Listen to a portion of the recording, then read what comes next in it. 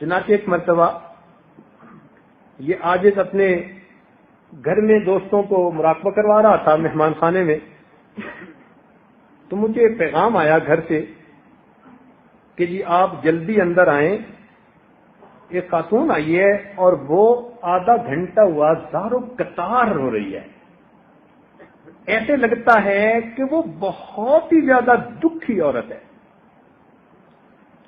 خیر ہم نے مجلس برخاست کی، گھر میں گئے تو پردے کے پیچھے وہ خاتون بیٹھ گئی۔ میں نے اس سے پوچھا بی بی آپ کو کیا ہوا، کیوں آپ اتنی پریشان ہیں، غمزدہ ہیں؟ وہ کہنے لگی جی کہ میں فلاں ایک بڑے شہر کا نام لیا، وہاں سے آئی ہوں، ایک بڑے صنعت کار کی بیوی ہوں،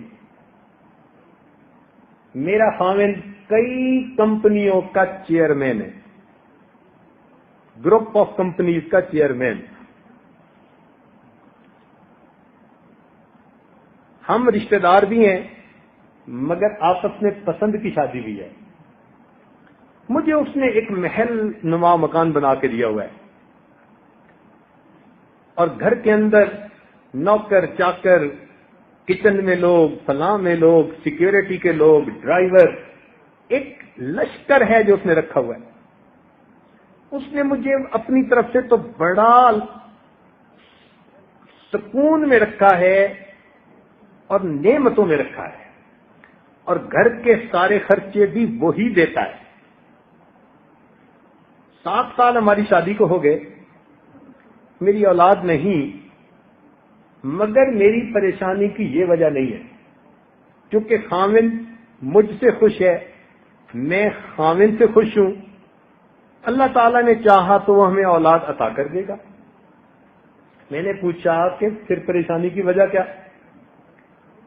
کہنے لگی کہ پریشانی کی وجہ یہ ہے کہ میرا خاوند مجھے میرے ذاتی خرچے کے لیے ہر مہینے میں کنورٹ کر کے فگر بتا رہا ہوں، فقط $2000 دیتا ہے ذاتی خرچے کے لیے، اور میرے خرچے پورے نہیں ہوتے۔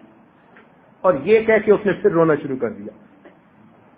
یا اللہ، ایک عورت کو اس کا خاوند $2000 ہر مہینے پرسنل ایکسپینسز کے لیے دیتا ہے،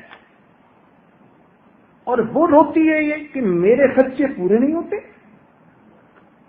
خیر تھوڑی دیر سے وہ روتی رہی، ہم نے بھی رونے دیا۔ پھر اس کے بعد کہا کہ بی بی اب آپ اگر چاہتی ہیں کہ اس کا کوئی حل نکلے تو میں آپ کو اس کا حل بتاتا ہوں۔ کافی پڑھی لکھی خاتون تھی، کہنے لگی جی آپ بتائیں۔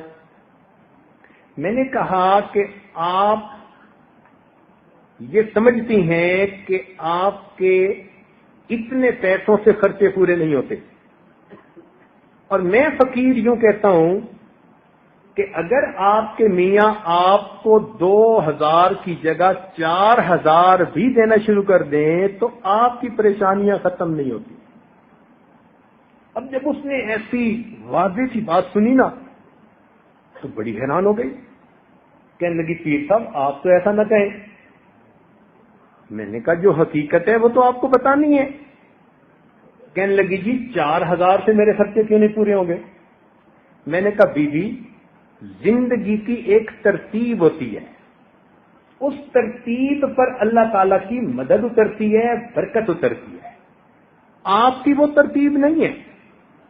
آپ پڑھی لکھی اونچے طبقے کی خاتون ہیں، پردے کی پرواہ نہیں، نمازوں کی پرواہ نہیں، حلال حرام کا خیال نہیں، کبھی اس محفل میں کبھی اس محفل میں۔ جب اللہ تعالیٰ کے حکموں کو آپ اس طرح توڑتی پھریں گی، نبی علیہ السلام کی سنتوں کو یوں چھوڑتی پھریں گی، تو اللہ تعالیٰ آپ کے دل میں سکون نہیں آنے دیں گے، مل ہی نہیں سکتا سکون آپ کو۔ تو کہنے لگی جی کہ سکون مل کیسے سکتا ہے؟ میں نے کہا کہ آپ زندگی کی ترتیب بدلیں، جیسے دین اسلام نے بتایا کہ عورت کو باپردہ ہونا چاہیے، نمازیں پڑھنی چاہیے، گھر میں ہونا چاہیے، آپ ان تمام باتوں کو کرنا شروع کر دیں، پھر دیکھیں اللہ تعالیٰ آپ کے دل کو سکون کیسے دیتے ہیں۔ اللہ تعالیٰ کی شان کوئی قبولیت کی گھڑی تھی، اس خاتون کے دل میں بات بیٹھ گئی، کہنے لگی جی کہ آپ بتائیں میں کیسے توبہ کر سکتی ہوں۔ چنانچہ اس عاجز نے اس کو توبہ کے کلمات پڑھا دیے، پھر اس کو تھوڑا ذکر تسبیحات وغیرہ بھی بتا دی، سمجھایا کہ اس نے فرائض پر کیسے عمل کرنا ہے، تو وہ تھوڑی دیر کے بعد چلی گئی۔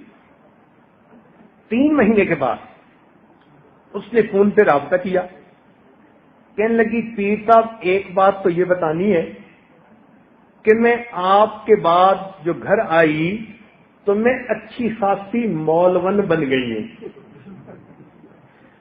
اور میرا خامن مجھے کہتا ہے کہ تو اچھے پیر صاحب کے پاس گئی تھی دعا کروانے، میں نے تجھے مولوی بننے کے لیے تو نہیں بھیجا تھا۔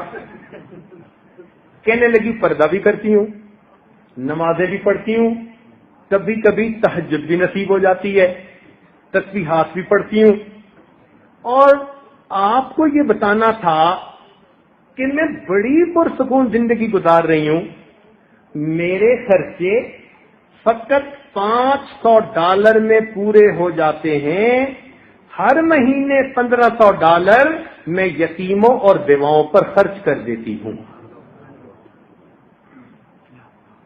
جب احکام الہی ٹوٹ رہے تھے تو اتنی رقم بھی اس کے لیے پریشانیاں دور ہونے کا سبب نہیں تھی۔ جب اللہ تعالیٰ کی برکت اتر آئی، اتنی سی رقم اس کی ضرورتوں کے لیے پوری، اور باقی رقم کو وہ اللہ کے راستے میں خرچ کر